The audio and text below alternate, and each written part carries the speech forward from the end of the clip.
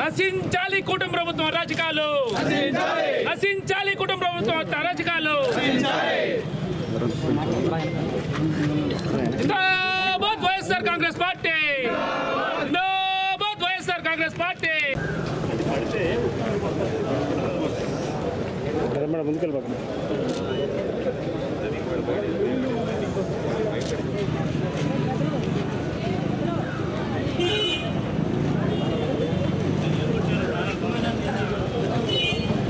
So Narayana గారికి ఒకటే చెప్తా ఉన్నా, ఎందుకు ఈ విధ్వంసం? నెల్లూరులో ఏం చేయాలనుకుంటా ఉన్నారు? మీకు 70,000 ఓట్లు మెజారిటీతో గెలిపించినారే, అంత మాత్రం మీకు గుర్తు రావట్లేదా? ఈ విధంగా ప్రజల్ని ఇబ్బంది పెడతారా? ఎక్కడ పడితే అక్కడ మీరు నెల్లూరుని నాశనం చేయడానికి ప్రయత్నిస్తూ ఉన్నారు. మీరు ఒక్కసారి ఆలోచించండి. ఈ ఏరియాలో ఉండేదంతా డాక్టర్లను అంతా కూడా కక్ష కట్టుకొని వేధిస్తూ ఉన్నారు. వాళ్ళు పెట్టుకున్నటువంటి బోర్డులను తీసేస్తూ ఉన్నారు. వాళ్ళకు ఉన్నటువంటి బిల్డింగ్ను కోల్దొస్తూ ఉన్నారు. చాలామంది అంటూ ఉన్నారు, నారాయణ హాస్పిటల్ ఉంది, మా హాస్పిటల్స్కి కనీసం బోర్డులు కూడా లేకుండా చేస్తూ ఉన్నారు, ఈ హాస్పిటల్ దెబ్బతినాలన్న ఆలోచనతో వాళ్ళు వెళ్తూ ఉన్నారని. ఈరోజు ఇక్కడ ఉన్నటువంటి ప్రతి డాక్టర్ కూడా పొగతోటలో ఉండే డాక్టర్లు అందరూ కూడా వేదన పడుతూ ఉన్నారు. వారిని ఆ విధంగా ఇబ్బంది పెడుతున్నారు. రెండోది రియల్ ఎస్టేట్ రంగం. రియల్ ఎస్టేట్ రంగానికి సంబంధించి మీరు ఒక జీవో తీసుకొని వచ్చానని చెప్పారు. కానీ అక్కడ ఉన్నటువంటి రియల్ ఎస్టేట్లో ఉన్నటువంటి ప్రతి ఒక్కరిని కూడా అన్నిటి కూడా కూలదోస్తామంటాం. డెవలప్మెంట్ యాక్టివిటీస్ ఇంకే విధంగా జరుగుతాయి? అందరికీ కూడా నోటీసులు ఇచ్చి అక్కడ కొనుక్కున్నటువంటి చిన్న అంటే 15 అంకణాలు 20 అంకణాలు కొనుక్కొని ఉంటే వాళ్ళందరికీ కూడా నోటీసులు ఇచ్చి అక్కడ ఎవరైనా బిల్డింగులు కట్టుకుంటే వాటిని కూలదోస్తూ ఉంటారు.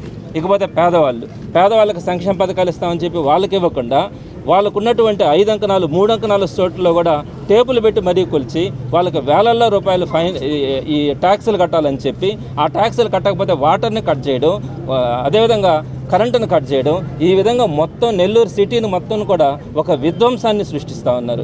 ఇది మంచి పద్ధతి కాదని నారాయణ గారికి తెలియజేస్తూ ఉన్నాం. టీడీపీకి వాళ్ళ ఓట్లు వెళ్ళదన్న కారణంగా, జగన్మోహన్ రెడ్డి గారికి అండగా ఉన్నారన్న కారణంగా ఈ విధంగా విధ్వంసం ఎవరూ చేయలేదు. ఏదైనా చేస్తే చిన్నగా బెదిరించి ఉంటారేమో కానీ ఈ విధంగా బిల్డింగులు పగలగొట్టడం అనేది ఎక్కడ కూడా జరగలే. మరి ఏ విధంగా నీకు మనసు ఒప్పింది? దానికోసం కోర్టుకు వెళ్ళి ఆ బిల్డింగ్ను పగలగొట్టాలని చెప్పి నువ్వు చేసిన ప్రయత్నాలన్నీ కూడా ప్రతి ఒక్కరు కూడా ఎవరు కూడా విధ్వంసాన్ని ఎవరు కూడా హర్షించరు. మరి మీరు చేసినటువంటిది ఈరోజు నెల్లూరు జిల్లా ప్రజలు కాదు, నెల్లూరు నగరంలో ఉన్నటువంటి ప్రతి ఒక్కరూ కూడా మిమ్మల్ని అసహించుకుంటా ఉన్నారు. సో ఇది మంచి పద్ధతి కాదు. వైఎస్ఆర్సీపీ శ్రేణులకు కానీ ప్రజలకు కూడా హామీ ఇస్తూ ఉన్నాం, ఎలాంటి పరిస్థితుల్లో వైఎస్ఆర్సీపీ సామాన్య ప్రజలకు కానీ ఏ ఒక్క వ్యక్తికి కూడా ఇబ్బంది కలిగినా కూడా తెలుగుదేశం పార్టీ వాళ్ళు చేస్తున్నటువంటి ఇబ్బందుల వల్ల ఎవరికి ఇబ్బంది కలిగినా కూడా తప్పకుండా అండగా ఉంటుంది.